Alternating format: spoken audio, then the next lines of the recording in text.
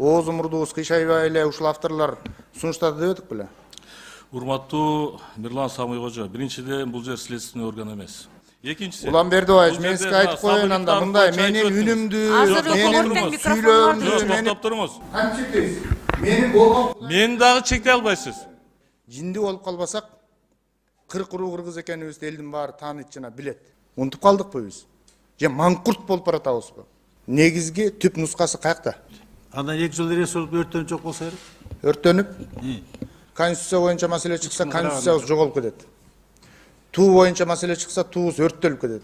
Мына бул жерде турган 3 чамгарак жакпай атат, Эмне үчүн 3 чамгарак жакпай атат сизге? Сизге 2 болсо деле боло берет экен, түшүндүк аны. Мындайда могул 3 чамгаракты билбегесеңиздер, билип алыңыздар. Ийри болуп калган үчүн биздин мамлекетибиз өнүкпөй атат деп атасыңар. Урматтуу туугандар, ыйык нерсе туюк болот, тарых үчүн айтып коелу.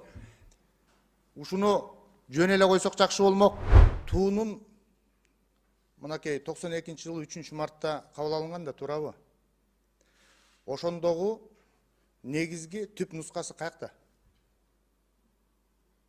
Түп нускасын баарын жогорку кеңеште калганбы, эмеде кабыл алганда. Бүт. Андан 2 жыл республика өрттөнүп жок болсо керек. Өрттөнүп? Өрттөнгөнүн көрдүңөрбү? Жөн анда бир же турса билбеймиз, ошого бергенбиз да ошону. Неге билбейсиңер? Силер автор болсоңор. Сиз автор болсоңуз.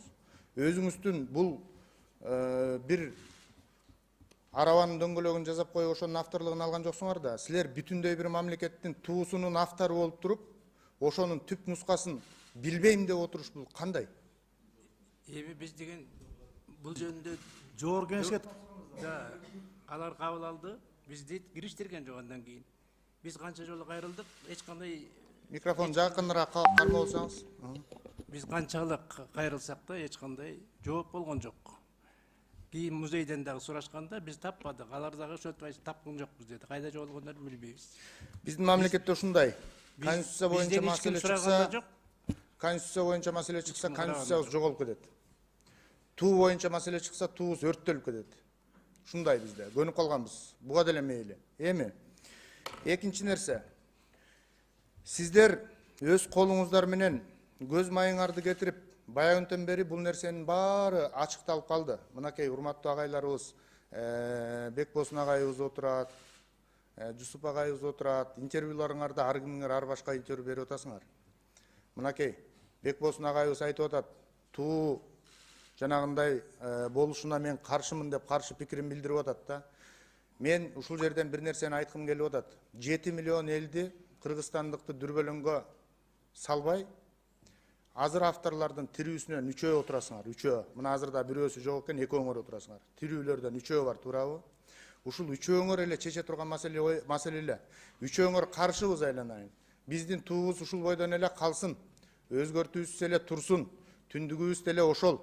Желегибиз деле, байрагыбыз деле, асабабыз деле ушул бойдон калсын десе, эч ким сиздерге, эч ким, бир дагы адам сиздерге каршы пикир кылып зордомок эмес. Эми мен айтып берейин. Мына бул жерде бизде талаш болуп аткан нерсе. Могул символика деп аталат, туугандар. Бул реализм эмес. Бул символика. Туу. Мына бул жерде турган 3 чамгарак жакпай атат, Эмне үчүн 3 чамгарак жакпай атат сизге, урматтуу автор? Жусуп агай, айтыңызчы.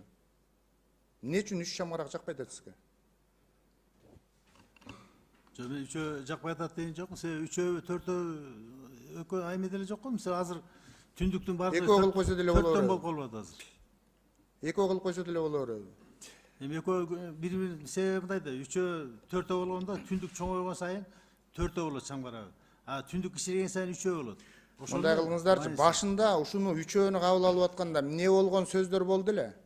Сиздердин мурдагы унутуп калбасаңыздар, эски интервьюңуздарда өз оозуңуздар менен айткан сөзүңүздөр турат. Эмне үчүн 3 чамгарак? Биз деген башында 3'тү тандап алдык. Бунун өзүнүн немелери бар. Ар бир символдун өзүнүн түшүнүктөрү бар. Туура. Мынакей кечээ карап отуруп, ошол 17-жылдагы чыккан Кыргыз туусундагы Сабыр Ифтаровдун автордун бири Раматы ошонун статьясын окуп чыктым. Азыр кичине кыскартып көчүрүп да алдым эле. Окусам эме болсо да.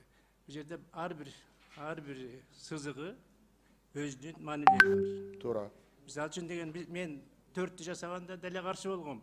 Ай бул болбойт. Бул деген классикалык эмесин тандап алышыбыз керек. Бул кыргыздын боз үйү эң негизгиси 3төн гана болгон. Классикалык. Ал хандын боз үйү, байдын боз үйү деп бөлбөш керек. Негизин алыш керек да, чынбы? Ошон үчүн 3 бойдон калыш керек деп эле ойлоп келаткам мен. Эми билбейм ар кандай болорун. Сиз аябай туура айтып атасыз, Бекбосун агай. Мына эми мен дагы бир суроо берейинчи. Ушул жерде мүмкүн депутаттарга деле, ушул жерде катышуучуларга деле. Жамандыкка өлгөнгө тигилет деп боз үй жазалабы кыргыз, жазады беле? Жооп бериңизчи, урматтуу автор.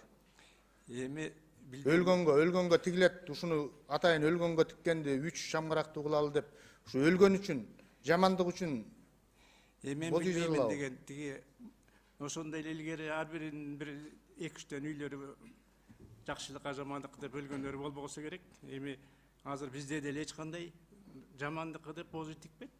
2 боз үй тигет азыр чындыгында. Жамандыкка деп атайын ушул боз үй жамандыктыкы дебейт да, туурабы? Эч качан начар боз үйгө өлүк киргизбейт. Туура. Начарына көкчө кылат да, тамак пышырат. Демек мынакей азыр бир баштан келе Бекбосун агай, сиз моунун 4 чамгарак болушуна автор катары каршысыз. Каршымын, дагы да каршы. Дагы да каршысыз. Жусуп агай, сизчи? Мен каршы эмесмин. 3-өө, 4-өө мындай деле андай деле айырмасы жок. Айырмасы жок эмес. Мен анда сизге айырмасын айтып коеюн. Төп келишти деп айтып Сизге 2 болсо деле боло берет экен, түшүндүк аны.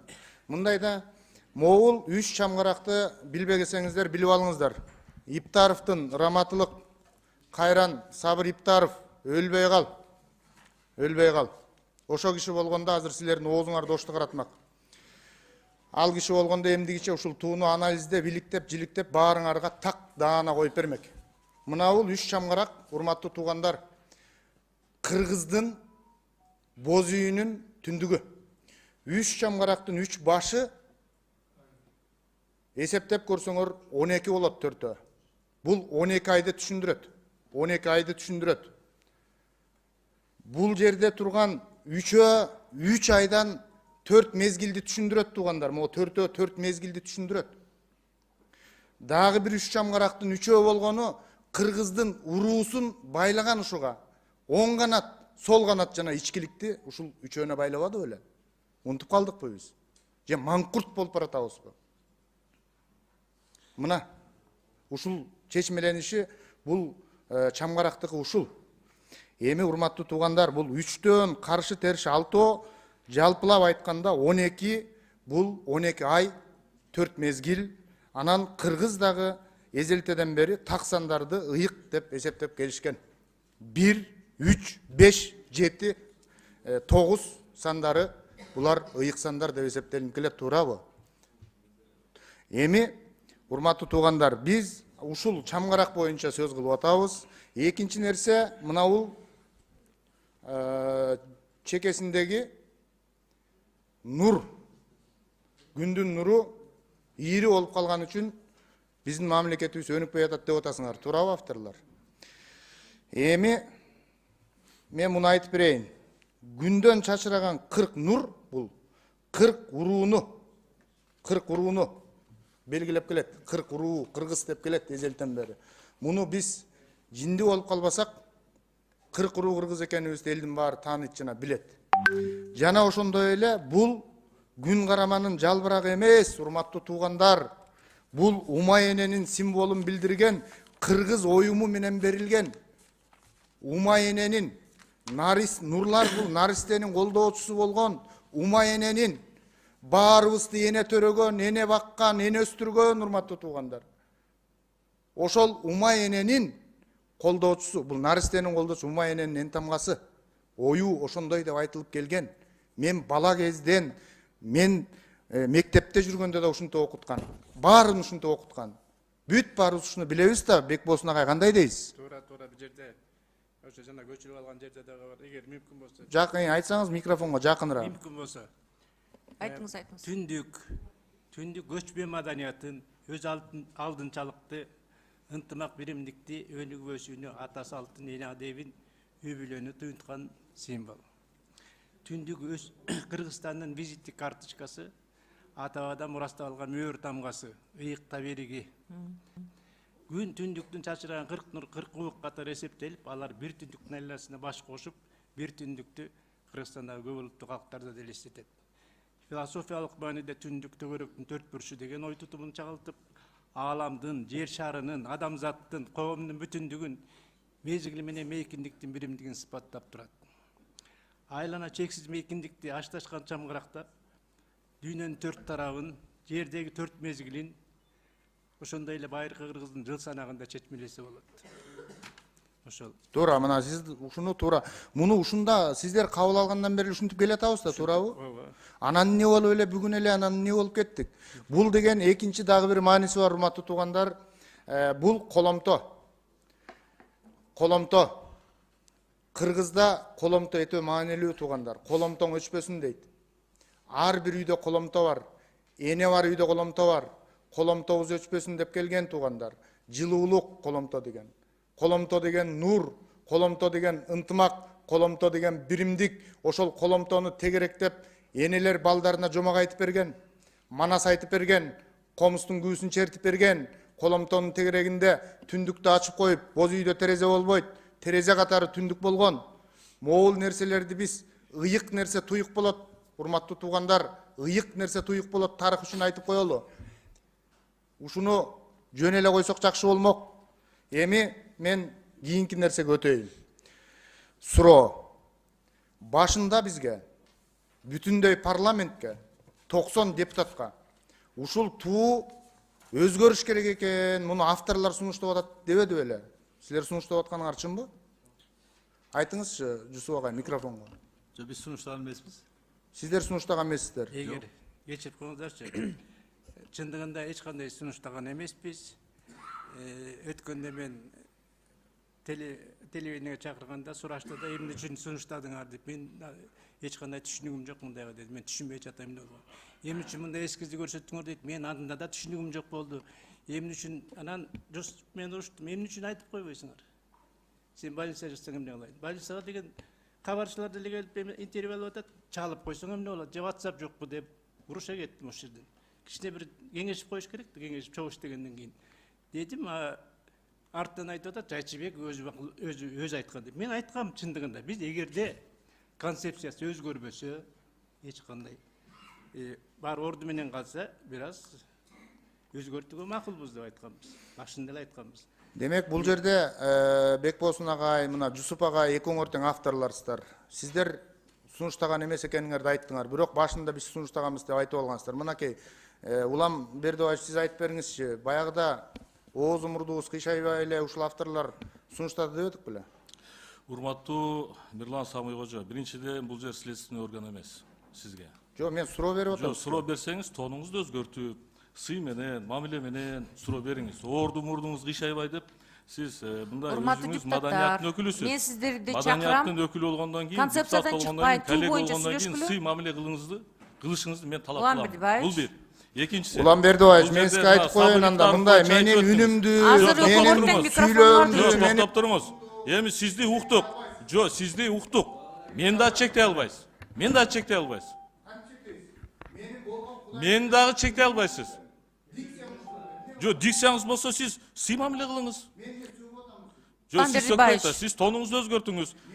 Мирлан Самый кожо. Эки авторду отургузуп алып, эми акыры бул следственный комитет эмес го. Бул жер эми палата. Улам Бердибаевич. Мирлан Самый кожо. Сиз автор катары анча-мынча сын пикирлерди туура кабыл Чыдабаймын, алыңыз. чычалабайлы. Бирок сиз просто ооз мурдуңуз кыйшайбай деп, мындай сөзүңүздү этияттап сүйлөңүз.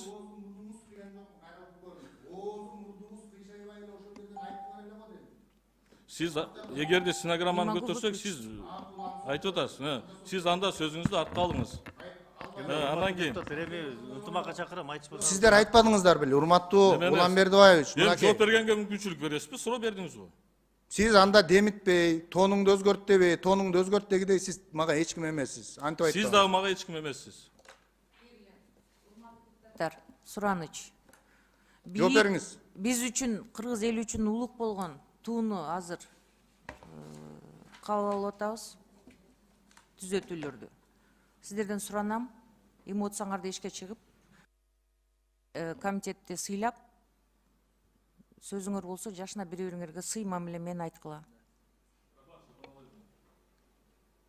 Рахмат Чолпон Алиевна. Урматтуу Мирлан Самый кожо, сиз аябай кенен кесир айтып өттүңүз.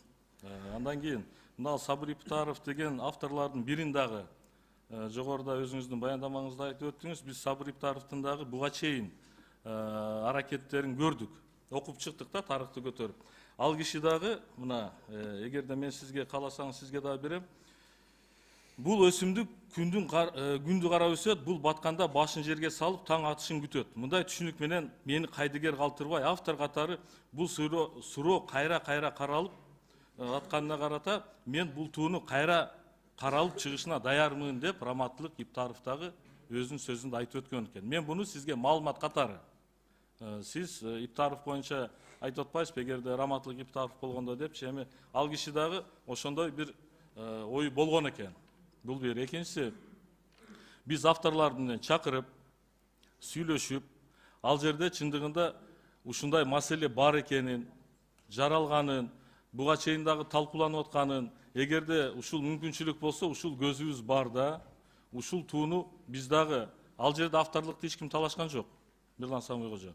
Авторлор ким кабыл алынган болсо, ошол авторлор калат. Бул жерде тууну өзгөртүү деген сөздү колдонбошубуз керек. Бул тууга жакшыртуу, өзгөртүү киргизүү гана толуктоо. Ошентип чечмелесек болот. Андан кийин бул жерде талкууласак, Мирлан Самый кожо, түгөнбөйт.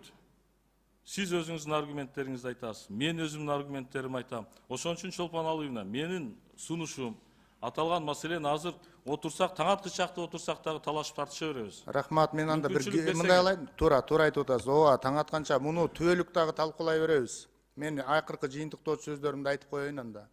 Уруксат бериңиздер. Мынакей биринчиден азыр биздин берген сунушубуз убактысы өтүп кетти, 10 күн дебедиңиздерби, туурабы? Биринчи окуу эсиңиздерде болсо качан кабыл алынган? Числосу канчанчы ай?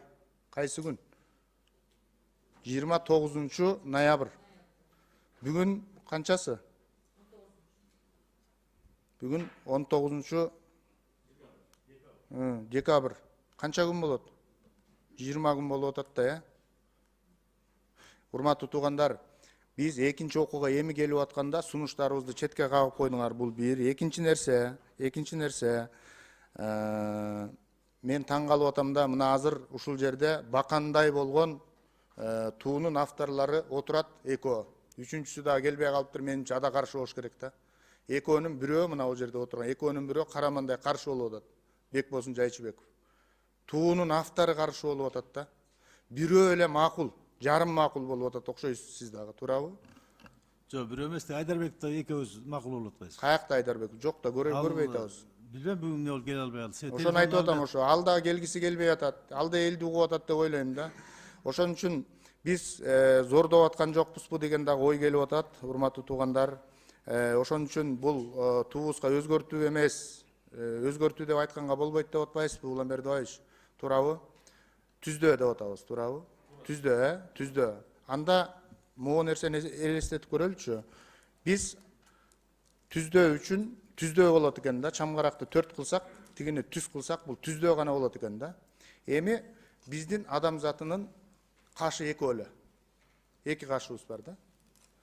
Ушул жерге дагы бир үстүнө эки кашты койсок, өзгөрүп калган болобузбу же түздөлүп калган болобузбу? Эми Мирлан Самый кожо, бул символика менен адамдын бетин Жок, эми өзгөрүүбү же салыштыруу болбойт. Антип кантип эле кашын үстүнө кашын тартсын. Кашын үстүнө балким тартышы мүмкүн. Жакшыртуу. Жок, эки кашка дагы эки каш кошуп койсо өзгөрүү болобу же оңдоо болобу? Жок, негизи ушундай болуп калат да. Мен эми айтайын дегеним, урматтуу туугандар, өзүңүздөр билесиздер, баары өзүңүздөрдүн колуңуздарда турат. Менин айтып коеюн дегеним, мынакей кечегине Казакстан коңшу республикадагы бир мезгилде Астана деген шаарын атын өзгөртүп Нур Султан деген шаар кылган. Туурабы? Бүгүн кайра ошол тагдырдын тамашасын караңыздар, айланып келип, Нур Султан шаарынын аты аталып, алынып, кайра Астана шаары болуп атат. Мен урматтуу президентибиздин саясатына каршы эмесмин, колдойм, бирок тууга каршымын. Тууга каршымын. Президенттин саясатын колдоп келатабыз, жана да колдой беребиз. Бирок могу тууга болгон менин жеке пикирим, каршы пикирим бар. Мен айтайын дегеним, ушул бийликтин өмүрү узун болсун. Мамлекетте стабилдүүлүк болсун. Байрагыбыз түшпөсүн. Келечегибиз кең болсун. Эгемендүү элибиздин эртеңине кеч кирбесин. Бирок 20 жыл болобу, 30 жыл болобу бийлик алмашкандан кийин кайра ушул желек урматтуу авторлор кайтып келерине бөркүңөрдөй ишенип койгула. Бөркүңөрдөй ишенип койгула. Айтты айтпады дейсиңер. Рахмат. Рахмат. Мирлан Самый кожо. Кийинки сөз Балбак мырзада.